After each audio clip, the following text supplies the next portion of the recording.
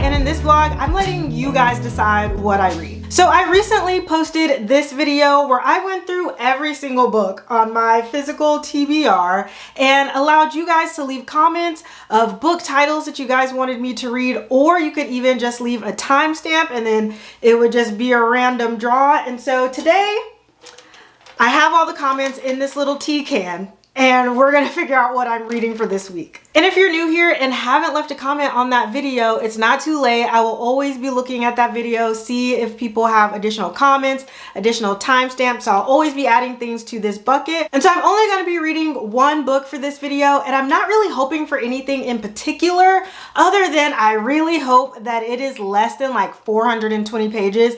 I just cannot do a long book right now. The last book that I read was like over 600 pages, and your girl needs a break. Ooh, okay, it's open. It smells good because I just took the tea out of here. Oh my gosh. Oh my gosh, I'm so nervous. Okay.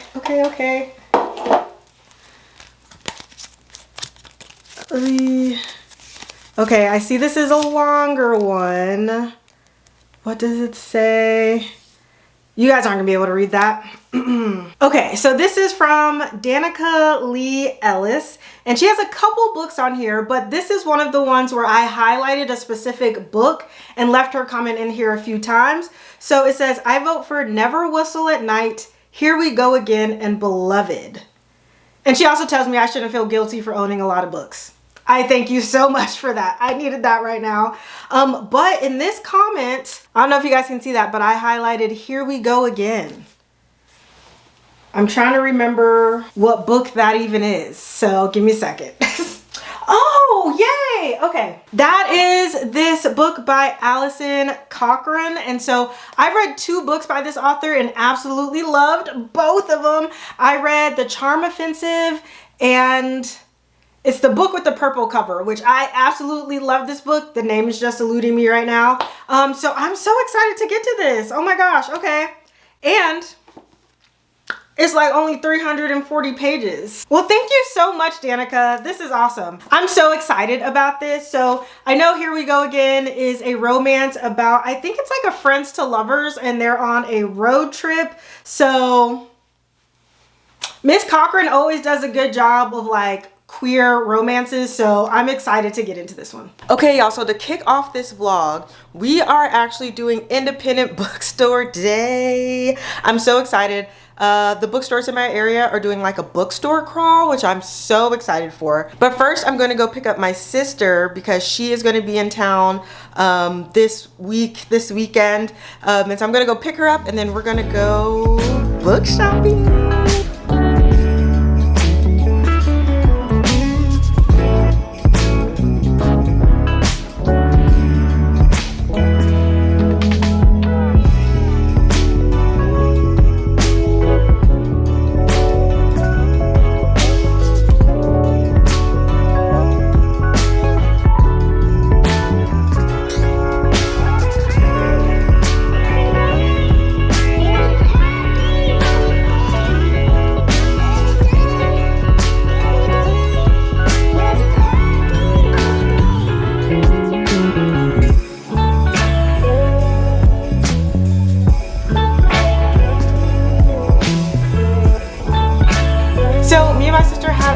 Time at the book crawl. I did only end up getting one book. I got The Dream Hotel, and I know this is about a woman who she's coming back from a trip at the airport, and they pull her aside and tell her she's at risk of committing a crime. And I know this is like a new release sci-fi, so I'm hoping to get to that soon. But I'm also about 50 pages into Here We Go Again by Allison Cochran. And so I think I originally told you guys this was a friends to lovers type of situation. And I think it's actually friends to enemies to lovers, because there's following these 2 girls who grew up together and they are really good friends, and they ended up falling out. Not sure why they fell out, but they are brought back together. One, because they work together. Two, because one of their favorite teachers from high school, he is dying, and he asked them to take him on a like cross-country road trip as kind of like one last wish, but he wants them to do it together.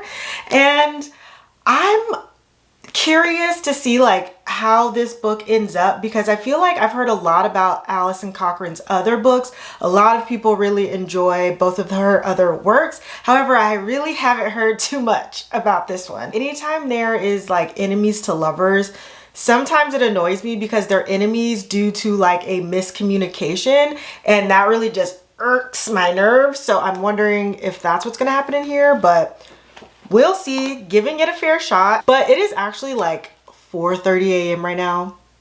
I'm so tired. And I'm up because I'm about to catch a flight to DC. I'm doing a little solo trip, going to go see some museums, going to meet up with some friends. I've never traveled solo before, so I'm excited. Yeah, I'm excited. I was gonna say I'm excited and nervous, but I'm really just excited. So let's go ahead and head to DC. I'm gonna take you guys with me. Honey bunny, why are you walking away? Baby, lost your tongue somewhere, don't know what to say. Stop and run around, oh you act like a kid. I am not your mama, just admit what you did. I got enough to do, then hang around and wait for you to grow up and be responsible. It's my heart, so I hold you accountable, accountable. So grow up. It's cheating season for God knows reason. Stop making up excuses when I simply don't care. Why don't you just move on? We ain't going nowhere. I got enough to do, then hang around and wait for you. I said I got enough to do, then sit around and wait for you to grow up, yeah, and be responsible. It's my heart, yeah, so I hold you accountable, accountable. So grow up, yeah. I've only been here for a few hours and I'm already having a great time. So I landed and my room wasn't ready yet, so I went and got something to eat, and I went and did a coffee omakase, which I've never heard of, but phenomenal. Like the flavors that they had were so unique, but the flavor profiles just worked. Like it was a magical experience for $45, and I'm glad that I did it. Also, the African American History Museum, I'm mad that I didn't get there earlier because I would have liked to spend probably at least another like hour, hour and a half in there, but I got there late. So I only had like a total of like an hour and a half to explore the museum. I was like almost getting emotional in there. But if you've never been and you have the chance, if you ever come to DC, highly, highly recommend. And now I'm not sure what I'm gonna have for dinner, but we'll figure that out later. But on the plane ride here, I did get about halfway through Here We Go Again. And I'm not gonna lie, I'm feeling very like bleh about the book. And so we have our two main characters, Logan and Rosemary. Logan is just kind of like this womanizer. She's even referenced as like a fuckboy in here, where she kind of just like runs through all of the lesbians in her town. And then Rosemary, she is a little bit more buttoned up. She's gone to a good school, but they are both in the hometown that they grew up in, and they are both teachers. And so while they're on this road trip, we learn a little bit more about like why they stopped becoming friends, some of their past like romantic history a little bit. But one of the things that's throwing me off is that Logan assumed something about Rosemary's sexuality that didn't sit right with me, but I mean, it was called out as problematic in the book, but I feel like I'm gonna have to suspend a little bit of disbelief in the fact that like you knew her for over a decade and you didn't know her sexuality, and now you guys are on this road trip and you guys are magically probably gonna fall in love again. I don't know. Also, I feel like in Alison Cochran's books, usually the chemistry between the two characters is like palpable, and I'm just like not feeling that chemistry with these two characters. I mean, I do like the fact that there is a third character on this road trip with them. I feel like it's gonna get sad. I feel like it's gonna get sad though. And I like that Alison's books are usually emotional, but I don't think the emotion is gonna come from the love story for this. I mean, I could be proven wrong. I hope that I'm proven wrong. I don't know, I'm just really not feeling attached to any of the characters or their story up until this point. So curious to see where it goes. But I think I am gonna get a little bit of reading done right now. I think for right now I'm just gonna relax, shower and stuff before I go to dinner and figure out where I'm going to dinner. It's gonna be probably an early night because I do have to work tomorrow, so gonna work remotely, but I have a lot of meetings and stuff, so I want to make sure that I'm still well rested. But yeah, I will let you guys know what else we get into on the trip.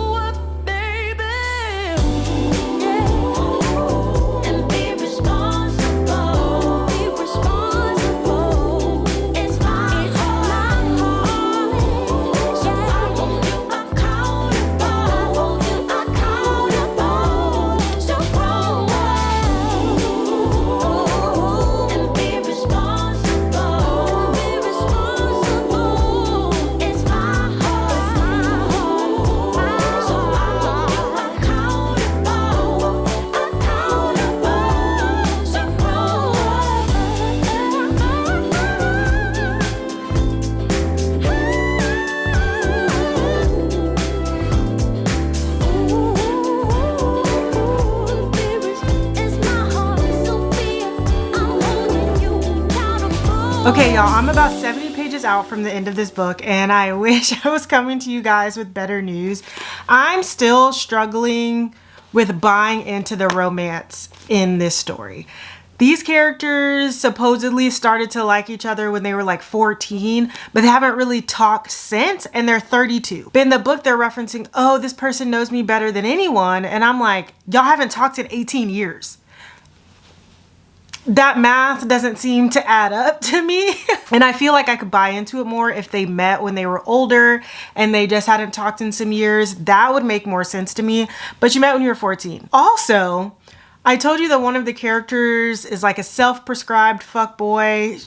Other people also call her that. But there's moments in the book where she's like, I really want to try to not be a fuckboy for you. I really want to try to not hurt you. And I'm like, is that supposed to be romantic? So there's just certain parts of the book that I'm struggling with. I do feel like Alison Cochran does a really good job of writing like a second romance into her stories.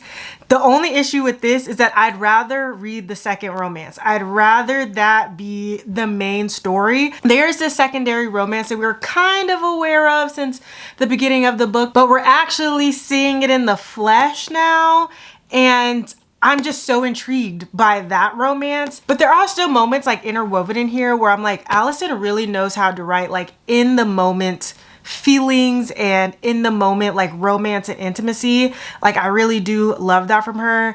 The full story just isn't coming together for me right now. Right now, it's kind of feeling just like a solid 3-star, depending on how it ends. I could see it being like a 3.25, maybe a 3.5, but it's not looking like it's gonna get any more than 3.5 stars, so we'll see.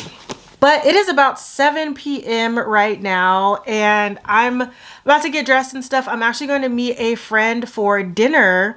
And I actually met this friend on Bookstagram. We've never met in person before, but I feel like she was one of the first people that I connected with when I created my Bookstagram like 5 years ago, and we've always just stayed in contact. You guys may know her. She is Pretty Little Bookshelf over on Instagram. Yeah, so me and Morgan are going to have dinner and then I will finish this up.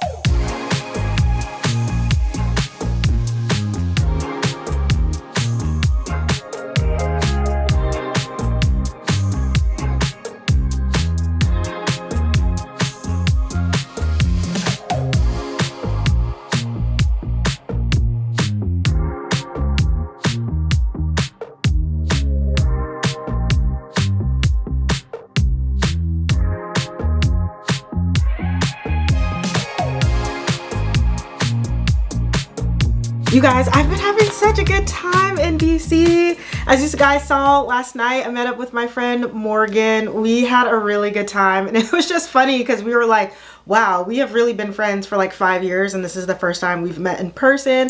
But it was good to just like catch up with her. And then today I actually met up with my friend that I met in Thailand. I went to Thailand in November of last year, and I went through a travel group, so you get to meet all these other people from all around the world who are also on the trip.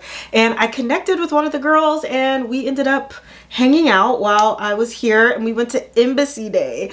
And when I tell you, I love DC. Like, Embassy Day is amazing. Like, that's just not something you can do in other cities. So I'm so glad that I was here for that, and we got to walk around and just experience some of the food and different cultures and all of that. So had a fantastic time. I've also finished Here We Go Again, and so I do feel like the ending of this made me feel a little bit better, because the entire time I was reading this, I was like, one of the characters really needs therapy. But that is rectified towards the end. And honestly, Joe made this entire story, and Joe is the guy that they are doing this cross-country road trip for, because he is at the end of his life. And they really just talk about how he made such a difference in their lives as a teacher, as having just like queer representation in their life. Both of the girls also kind of saw him as a father figure. Like, he really did love them. And so for them to kind of repay him for everything that he's